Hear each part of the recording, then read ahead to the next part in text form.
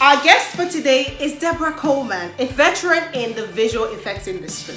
She's also taken part in creating movies that have won awards in the BAFTAs and the Oscar. And they said to me, women aren't strong enough to be camera operators, forget about it. After 16 years of working for one of the world's largest visual effects company, Debra decided to take the risky leap. I think everyone thought I was crazy. In today's episode, she walks us through the unexpected way her career started. My entire job full-time was standing outside the toilets informing the customers that it cost £1 to use the toilet. And a life experience that almost broke her. I was devastated. You grow more from adversity, I'm sure, than from the things that go smoothly. I grew up in a small town in Hertfordshire where my entire family are from. I'm the eldest of 3 children, and I was the first member of the family to leave our hometown and go to university. It was a regular, happy childhood. Very fortunate to come from a small, loving family. My upbringing was very much do what makes you happy. Even when I tried some work experience at the age of 15. I asked for a placement in an antique shop. I thought I might be interested in antiques, and instead I got a placement in NatWest Bank. So I had 2 weeks of work experience in NatWest Bank, and no offence to banking, but I just thought this is so dull. This is so boring. I need a job that I find exciting. I need to do something that I'm going to be engaged with and motivated with and excited by. When I went to university, I didn't yet know what that passion was going to be. So I did English literature and media studies. I really enjoyed the media studies side, and that's when I thought that I'd like to work in film. I even went to see my careers advisor at university and said I'd like to be a camera operator, and they said to me, women can't be camera operators. You're not strong enough. Women aren't strong enough to be camera operators. Forget about it. Perhaps if that had been my absolute passion, I would have pursued it. I don't think I would have let one careers advisor put me off. So I graduated with an idea I'd like to work in film or TV, but post-production, sort of behind the scenes. Moved to London with my boyfriend, so we'd met at university. We moved to London together to both try and start our professional careers, me in media, him in publishing. It's really hard to get that first job. It's really hard to... I've always had confidence in myself. I've always felt, give me the opportunity and I'll do well. But it's hard to get that first chance. So in the meantime, needed to earn some money, needed to pay the rent, buy the groceries. So first job I managed to get in London was working at Harrods in their customer service team, which sounds a bit more fancy than it was. What it actually involved was standing outside their luxury washrooms and informing the customers that it cost £1 to use the toilet. At Harrods? At Harrods, yeah. It's no longer the system, but at that time, this is back in the mid-90s, at that time, these were considered to be the most luxurious washrooms, in any department store, and they charged £1 for you to use them. And my entire job full-time was standing outside the toilets informing customers, which mostly meant just dealing with different levels of abuse, because most people aren't very happy to be told they've got to pay £1 to use the toilet. A few things came out of that experience. A, I was earning money. That's an essential. B, I made lifelong friends there. So some of the other women who similarly had graduated, moved to London. This was a job to pay the rent. We're still friends now. While I was there, I'm quite a friendly person. I'll chat to anyone who shows a bit of interest, I'll chat to, and I'm interested in finding out about other people. In particular, when you're stationed at a washroom, the only other person you're working with would be the cleaner for the washroom. Whichever washroom I was stationed at, we would be chatting. Everybody knew I was looking to get into film, TV, media, post-production. I was applying for jobs. I had a couple of interviews, but no offers. And then one of the women I worked with, Dominique, one of the cleaners, it's just so happened she also cleaned at a visual effects post-production facility. And she had seen an internal memo advertising a runner's position, which is an entry-level, running errands type position. And she brought it in for me and said, "Is this the kind of thing you're looking for?" I could have kissed her. It was just like, yes, that is exactly the kind of thing I'm looking for. I applied for the job in the usual way, and I was fortunate enough to be interviewed. I felt the interview went well. I didn't hear back with an offer straight away. So I thought I'll just follow up. I mean, I just know that if you give me a chance, I'll do really well. And I could see this was an opportunity. So I phoned the facilities manager just to follow up on the interview and express my interest. And it did lead to a job offer. So that was my start into what became, has been 25 years working in visual effects. And yes, as you say, becoming a global head of department at an Oscar and BAFTA winning studio. So from that runner's position, I became a compositor. So I was a digital artist, worked on, I think, 25 films as an artist, including one Oscar-winning film, which was Inception. Very super proud to have been part of the team as an artist for that film.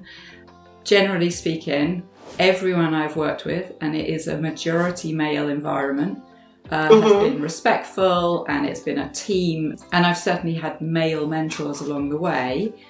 After quite a few years of being a digital artist, having children, there was an opportunity for a management position, which was as an artist manager. And then that over the years that became a head of department, and then that became global head of department at DNEG, which is one of the largest VFX facilities in the world. And it's at that point that I started looking around thinking, where are all the other women? I am sat in a boardroom and, it's all middle class white men. It is, and me. Right. And maybe there's another woman taking notes. Wow. There were, across the globe,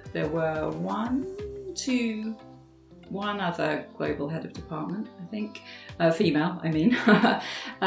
But in London, it was just me. And again, I've never felt uncomfortable, but you just look around, you think, well, this just isn't representative.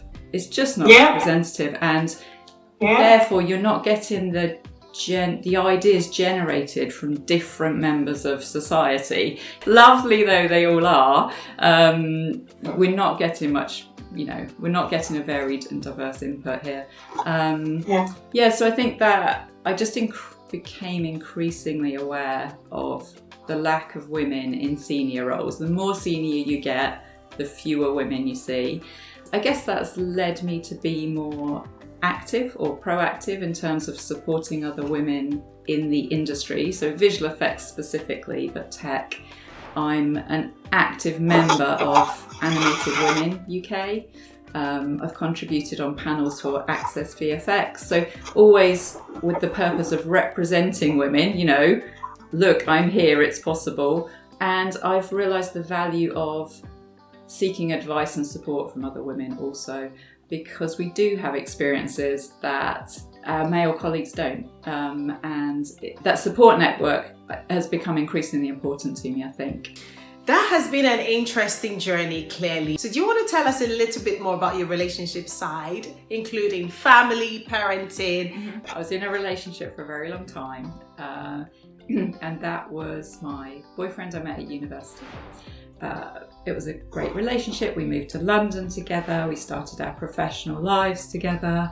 We got married. Our families get on well. I wanted to work overseas, and my husband was very supportive of that. It was going to be, it was an exciting adventure for the two of us. So we went to California. I had an amazing year and a half living and working there. returned to London, and by then I'd turned 30. I was in my 30s. I was thinking, I think I'd, like to start a family. And it happened quite quickly. I don't know if he was as ready as I was, although we were married and both in agreement. I got pregnant quite quickly, and then we discovered it was twins. Wow. So we did go from this really amazing lifestyle in California to back in London, 2 new jobs, 2 babies on the way. But as our children were reaching that age of nearly 6, that year was a difficult year at home. I felt my husband withdrawing. I felt the communication just, vanished. I felt I was doing everything I could to try and encourage communication and understand what was going on. Of course, that's just my side of the story. And as we moved through that year, we tried a couple of sessions of marriage counselling. And during that second session, he just said, it's over. And I was absolutely devastated. My whole adult life was built with him. My family, our family of 4, me being part of his family, him being part of my family. That's the hardest thing I've had to deal with in my life. It was just so unexpected, and my whole foundations were just, it's like, the analogy of a rug being pulled out from under you. It's like that, except it's like the entire ground floor of your house just disappearing into rubble, and you're just in this rubble thinking, oh my God. I think being a parent is what helped me through that, because you have to get up each day. You have to, make sure the kids they're up, they're dressed, they've had their breakfast, they go to school, and that they know that they're loved, and that they know that both their parents love them, even if you're not together anymore. We're both very proud parents of our 2 children, who are now 15. Wow. They're amazing. I think I actually have grown from the experience, and I'm actually very happy in myself and in my life now. And I think that is partly what I learned through that experience of unexpectedly finding myself single and a single parent, and not really understanding it, but needing to make this big change work. And it gave me a lot of time for myself as well, which I guess I'd never had, because I guess I'd always been with friends, and then I'd been in a relationship since I was 20, and we'd lived together. So for the first time in my life, actually, just as I was approaching 40, I had time to myself when my children were with their father. And that's very lonely at first. But over time, I started discovering, well, actually, I can go to an art gallery, and I can go swimming, and I can go to yoga. I can go. You suddenly realise there's a whole life. I can do whatever I like, and actually, that's incredibly liberating when you've always been with someone, and therefore you're always considering, well, what would we both like to do? It's incredibly liberating to find yourself entirely at your own devices, and you can just do what you like.